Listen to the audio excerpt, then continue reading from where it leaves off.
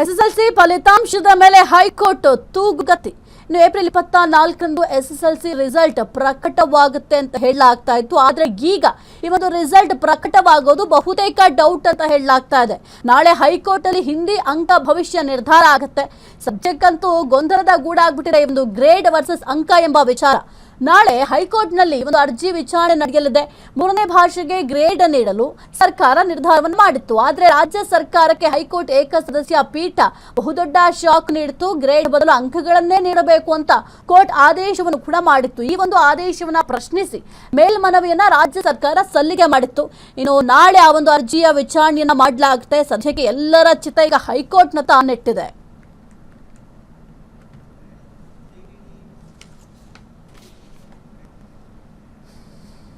ಕ್ಷಣದ ಸುದ್ದಿಗಳಿಗಾಗಿ freedom TV subscribe ಮಾಡಿ, ಲೈಕ್ ಮಾಡಿ ಹಾಗೂ ಫಾಲೋ ಮಾಡಿ. ಹೊಸ ಸುದ್ದಿಗಳ ನೋಟಿಫಿಕೇಶನ್ಗಾಗಿ ಬೆಲ್ ಐಕಾನ್ ಮೇಲೆ ಕ್ಲಿಕ್ ಮಾಡಿ.